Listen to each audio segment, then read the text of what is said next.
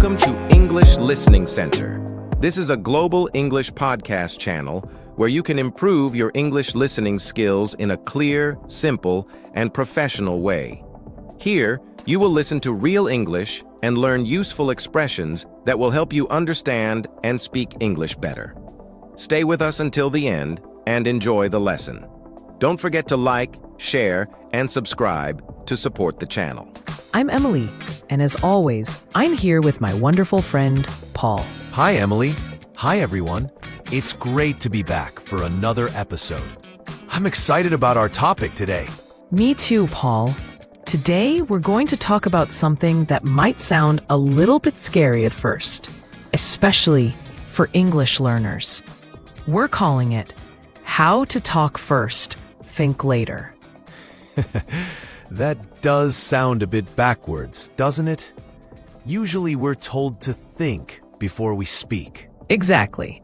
But in the context of learning English, sometimes flipping that around can be really helpful.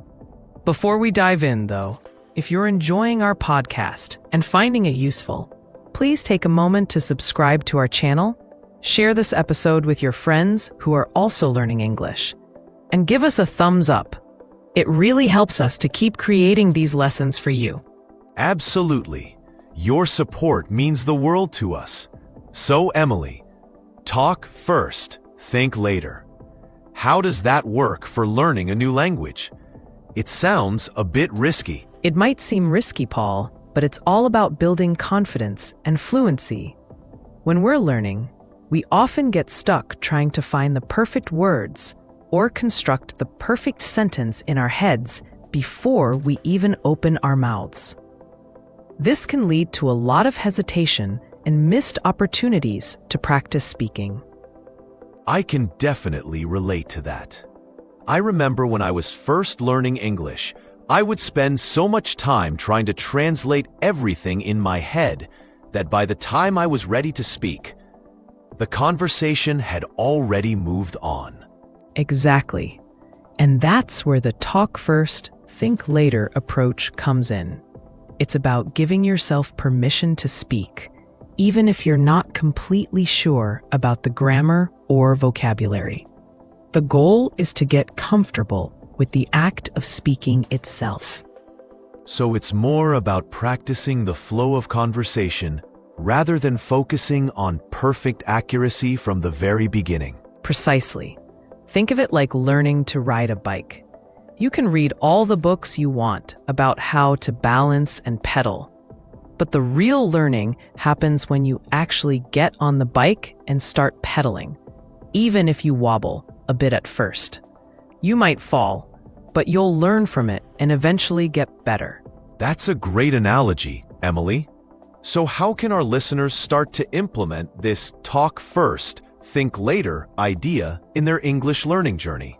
Well, one of the first things is to lower your expectations for perfection. It's okay to make mistakes. In fact, mistakes are a natural and important part of the learning process. Every time you make a mistake and someone corrects you, you learn something new. That's so true. I think a lot of learners are afraid of making mistakes because they feel embarrassed. But really, native speakers are usually very understanding and appreciate the effort you're making to communicate in English. Absolutely. Most people are patient and will even help you find the right words if you're struggling. So try to reframe mistakes not as failures, but as learning opportunities. Okay, so step 1. Don't be afraid to make mistakes. What's another way to talk first, think later? Another great way is to participate in simple conversations, even if you only know a few words or phrases. Don't wait until you feel completely fluent to start speaking. Start now. You can practice with language exchange partners, online tutors, or even just by talking to yourself in English. Talking to yourself? That sounds a bit strange. It might feel strange at first, but it's actually a really effective way to practice speaking without the pressure of someone else listening. You can describe what you're doing, what you're thinking, or even just narrate your day in English. It helps you get used to forming sentences and using the vocabulary you know. That's a good tip. So even if you're just making simple sentences like, I am eating breakfast, or the sun is shining, it's still helpful practice. Exactly. Every little bit of speaking practice helps. Another thing you can do is to focus on getting your main point across rather than worrying about every single grammatical detail. If someone understands the general idea of what you're trying to say, that's a success.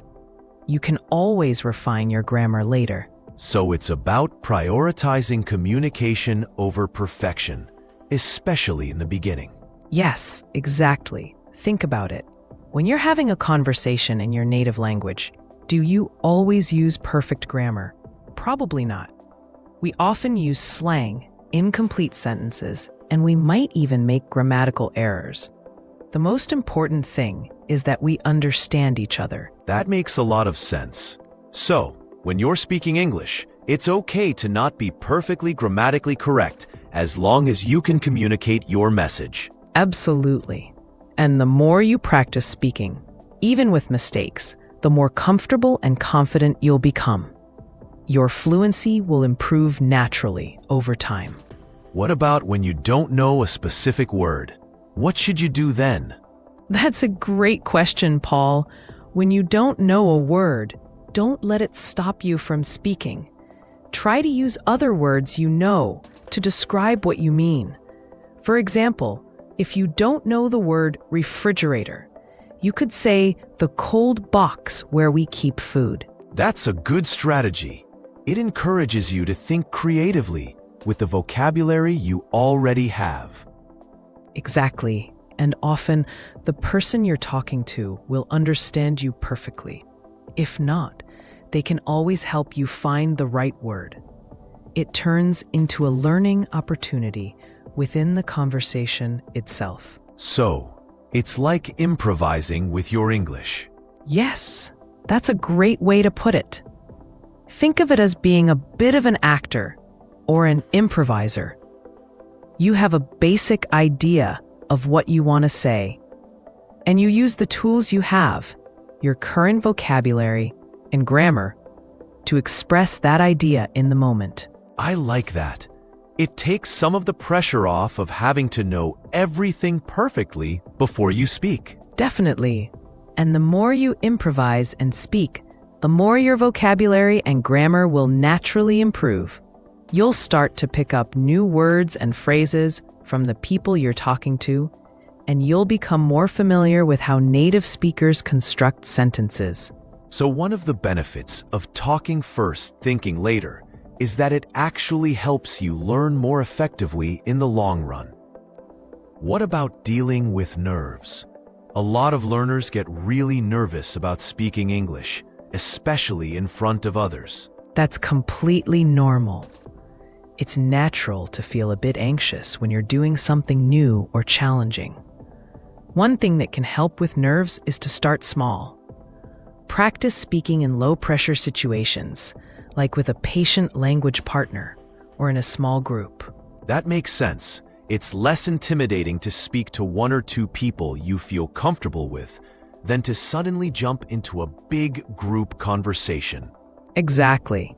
And as you gain more confidence in those smaller settings, you can gradually start to challenge yourself with more demanding situations.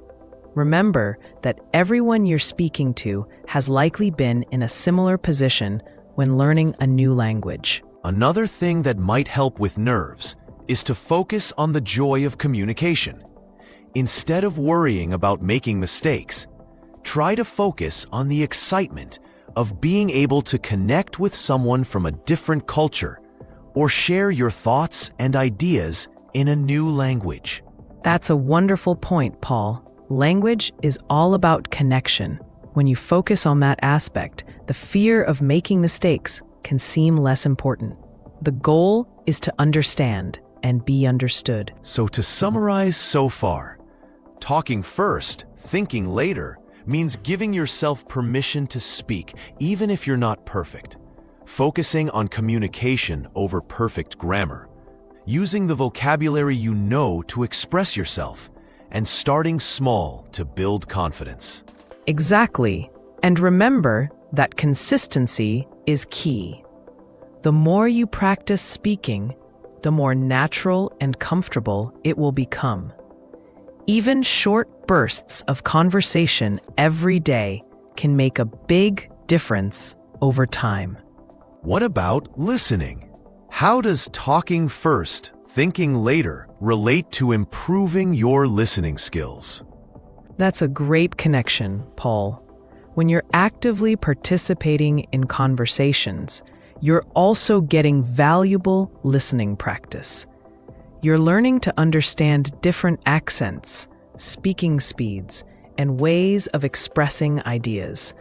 And often, the need to respond quickly encourages you to focus more intently on what the other person is saying. So it's a two-way street. By speaking more, you're also improving your ability to listen and understand. Absolutely. The more you immerse yourself in the language through conversation, the more your overall fluency will improve. It's like a positive feedback loop. This is all really encouraging, Emily. I think a lot of our listeners might feel relieved to know that they don't have to be perfect to start speaking English. That's my hope. Learning a language is a journey, and it's okay to stumble along the way. The most important thing is to keep moving forward and to not be afraid to use your voice. So, if someone is feeling hesitant about speaking English, what's one small thing they can do today to start practicing the talk first, think later approach?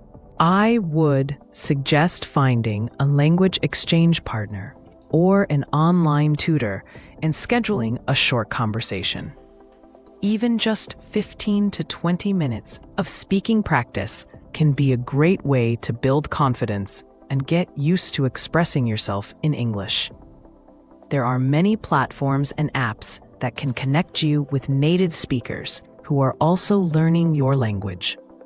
That's a great practical tip. And remember, everyone on those platforms is there for the same reason, to practice and improve their language skills. So there's no need to feel intimidated. Exactly. And don't be afraid to tell your conversation partner that you're trying to practice speaking more fluently and that you might make mistakes. Most people will be very supportive and understanding. So the key takeaway is to just start talking. Don't wait for the perfect moment or for the perfect vocabulary to magically appear in your head. Just open your mouth and start speaking, even if it's just a few simple sentences. That's it in a nutshell, Paul. Talk first, think later is about embracing the imperfections of the learning process and focusing on the act of communication. The more you speak, the more confident and fluent you will become. This has been a really helpful discussion, Emily. I think a lot of our listeners will find this advice encouraging. I hope so too, Paul. Remember, learning English should be an enjoyable experience. Don't let the fear of making mistakes hold you back from practicing and improving. And on that note, we're coming to the end of another episode. Emily, thank you so much for sharing these valuable insights. My pleasure, Paul. And thank you to all of our wonderful listeners for tuning in. Before we go, just a quick reminder to please subscribe to our channel if you haven't already, share this episode with anyone you think might find it helpful, and leave us a comment below. Thank you for watching. If you enjoyed this video, please like, share, and subscribe to English Listening Center for more English listening practice.